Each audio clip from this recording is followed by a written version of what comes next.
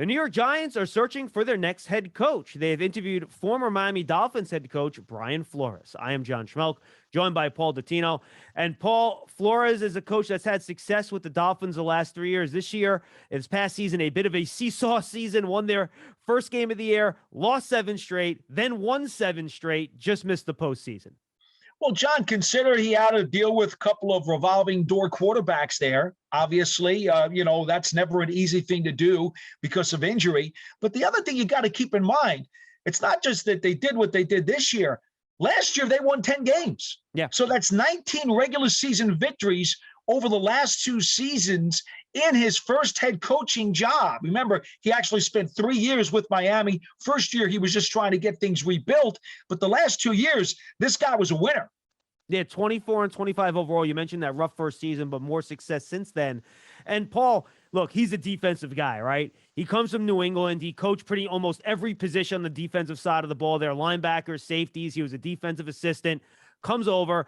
And if you want to talk about how he runs his defense, there's one word, and it's pressure. This guy brings the house. He's the king of the zero coverage, and he will make the offenses feel the presence of his defense. For most of the season, John, and I don't know exactly where it ended up, but for most of the season, they were the number 1 blitz percentage team in the National Football League because he sends them from all over, various numbers, loves to send 6, not just 5, but will love to send 6.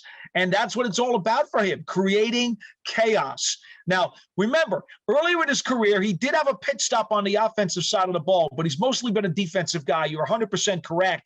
And he also did a little special teams work when he was with the Patriots years ago he started out as a scout, did pro scouting, and then kind of graduated up the staircase in New England before finally getting the chance with the Dolphins. Now, Paul, perhaps the most important fact about Brian Flores, a Brooklyn native from Brownsville, so that would be a bit of a homecoming for him.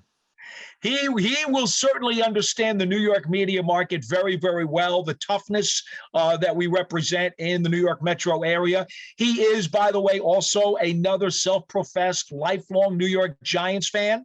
40 years old. You'll also have to, pay homage to his college career. He was a pretty good linebacker at Boston College before he actually wound up becoming a part of the NFL community.